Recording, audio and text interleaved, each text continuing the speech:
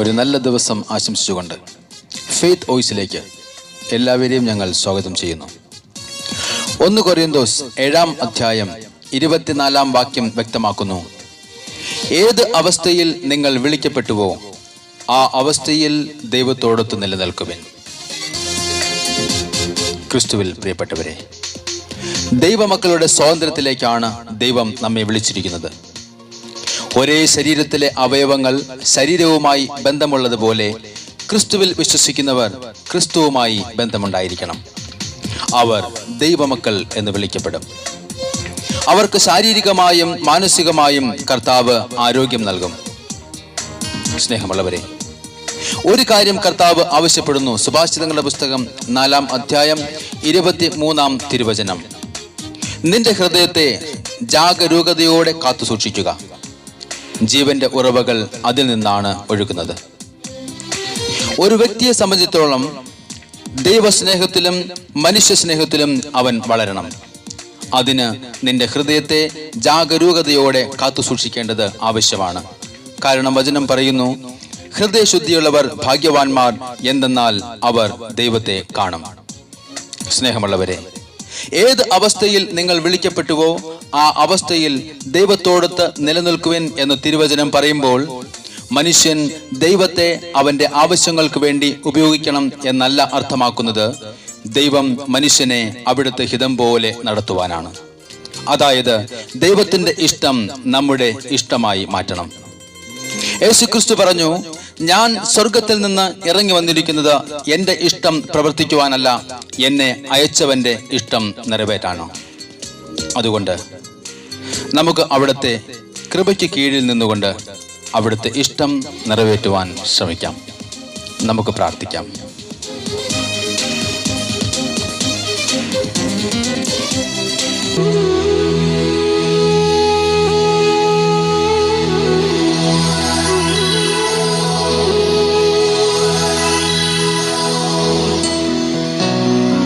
ഒന്നുമില്ലായ്മയിൽ നിന്നും നമ്മെ മെനഞ്ഞെടുത്ത കർത്താവിന് നമുക്ക് നന്ദി പറയാം. ദൈവേഷ്ടം നിറവേറ്റുവാനായി നമുക്ക് പ്രാർത്ഥിക്കാം. ജീവിതത്തിന്റെ എല്ലാ സാഹചര്യങ്ങളിലും ദൈവം നമ്മുടെ കൂടെ ഉണ്ടാകും. അവിടത്തേക്ക് നമുക്ക് നന്ദി പറയാം.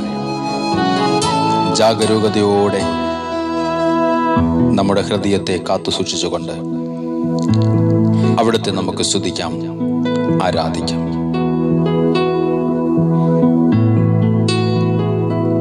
ഒന്നുമില്ലായ്കയിൽ നിന്നെ നിന്നുടെ ഛായയിൽ സൃഷ്ടിച്ചു, നിത്യമായി സ്നേഹിച്ചെന്നെ നിന്റെ പുത്രനെ തന്നു രക്ഷിച്ചു. നീ നിൻ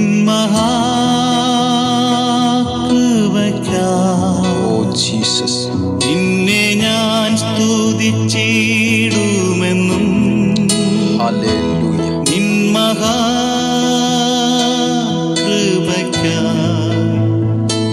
നിന്നെ ഞാൻ സ്തുതിച്ചിടുമെന്നും.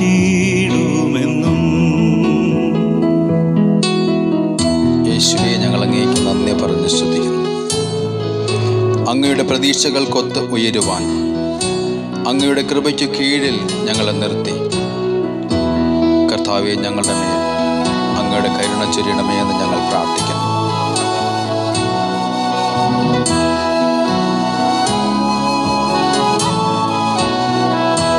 മോചനം, വീണ്ടും ജനനവും, നീചപാപിയന്മേൽ വസിപ്പാ നിന്നാത്മാവിന്റെ ദാനവും നീ തന്നു സ്വർഗാനുഗ്രഹങ്ങളും.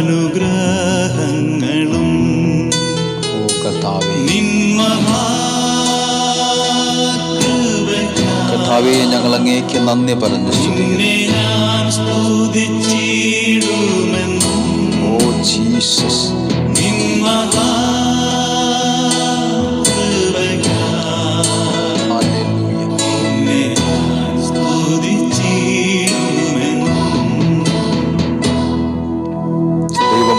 കർത്താവ് പറയുന്നു, ഭയപ്പെടേണ്ട, ഞാൻ നിന്നോട് കൂടിയുണ്ട്. സംഭ്രമിക്കേണ്ട, ഞാനാണ് നിന്റെ ദൈവം. ഞാൻ നിന്നെ ശക്തിപ്പെടുത്തുകയും സഹായിക്കുകയും ചെയ്യും. എൻ്റെ വിജയകരമായ വലത്തു കൈകൊണ്ട് ഞാൻ നിന്നെ താങ്ങി നിർത്തും. ഞങ്ങളെ താങ്ങി നിർത്തുന്ന കർത്താവേ നന്ദി. ഞങ്ങളങ്ങയെ സ്തുതിക്കുന്ന കർത്താവേ, ഞങ്ങളങ്ങയുടെ നാമത്തെ മഹത്വപ്പെടുത്തുന്നു. അങ്ങ് എത്രയോ വലിയ ദൈവമാണ് ഞങ്ങൾ വിശ്വസിക്കുന്നു. അന്നവസ്ത്രാദി നന്മകളെ എണ്ണമില്ലാതെന്മേൽ ചൊരിഞ്ഞു. തിന്മകൾ സർവത്തിൽ നിന്നെ കൺമണി പോലെ കാക്കുന്നു നീ. മഹാകൃപയ്ക്കായി ഞങ്ങളങ്ങേ സ്തുതിക്കുന്ന കർത്താവേ, ഞാൻ സ്തുതിച്ചിടുമെന്നും. ഓ ജീസസ്,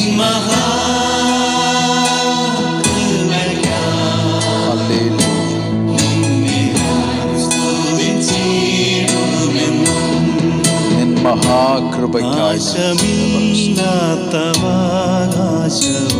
ജീസസ്, യേശുവിൻ ഭാഗ്യസന്നിധിയും നീതിയിൻ വാടമൂടിയതും തന്മക്കൾക്കു സ്വർഗ്ഗേ ലഭിക്കും.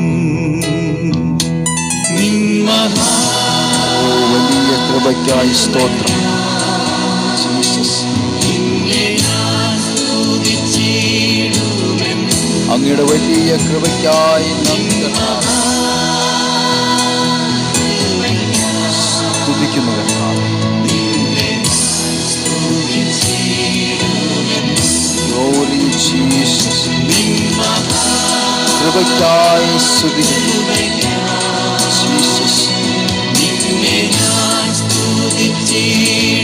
ഓ നല്ല ദൈവമേ, ഞങ്ങളങ്ങേ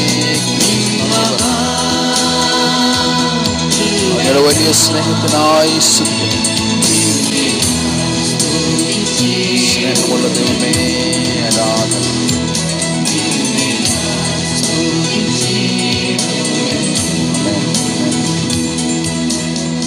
ഇന്നേ ദിവസം നമ്മുടെ ജീവിതത്തിലെ പരാജയങ്ങളെ വിജയങ്ങളാക്കി മാറ്റി ദൈവം നമ്മെ സമൃദ്ധമായി അനുഗ്രഹിക്കട്ടെ എന്ന് യേശുക്രിസ്തുവിൻ്റെ നാമത്തിൽ ഞങ്ങൾ പ്രാർത്ഥിക്കുന്നു.